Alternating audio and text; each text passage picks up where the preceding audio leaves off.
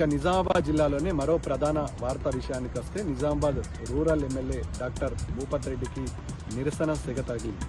దర్పల్లి మండల కేంద్రంలో గత బీఆర్ఎస్ ప్రభుత్వం నిర్మించినటువంటి డబుల్ బెడ్రూమ్ ఇళ్ల పంపిణీ కార్యక్రమం గందరగోళంగా చేరింది. గత 30 నుంచి 40 సంవత్సరాల్లో దర్పల్లి మండల కేంద్రంలో నివాసమంటున్న నిజమైన లబ్ధిదారులకు కాకుండా కాంగ్రెస్ కార్యకర్తలకు డబుల్ బెడ్రూమ్లు అప్పజెప్పారని ఆగ్రహం వ్యక్తం చేస్తూ మహిళలు స్టేజ్ పైకి దూసుకురావడం జరిగింది. భూపత్ రెడ్డిని సానుభూతితో గెలిపిస్తే వాళ్ళ నట్టేట ముంచారని మహిళలు ఆగ్రహం వ్యక్తం చేశారు.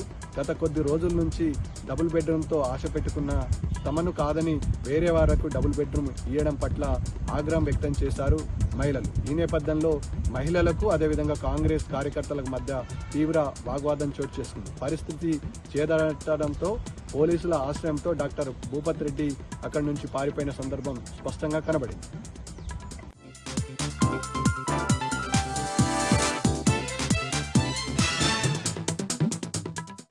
ఈ నెల 29న జరగనున్నటువంటి దీక్షా దివాస్ సన్నాహక సమావేశం రేపు ఎల్లమ్మగుట్టలోని బీఆర్ఎస్ పార్టీ కార్యాలయంలో జరగనుంది.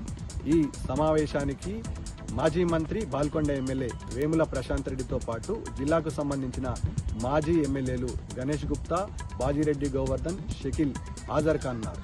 దీక్షా దివాస్ కార్యక్రమం తెలంగాణ ఉద్యమ చరిత్రలో ఓ కలికితురాయిగా నిలిచిపోతుందని, ఈ కార్యక్రమాన్ని బీఆర్ఎస్ శ్రేణులతో పాటు బీఆర్ఎస్కు సంబంధించినటువంటి నాయకులు విజయవంతం చేయాలని ఆనాడు తెలంగాణ తెచ్చుడో కేసీఆర్ చచ్చుడు అనే నినాదంతో మొదలైన ఉద్యమం తెలంగాణ వచ్చేంత వరకు పోరాటం జరిగింది.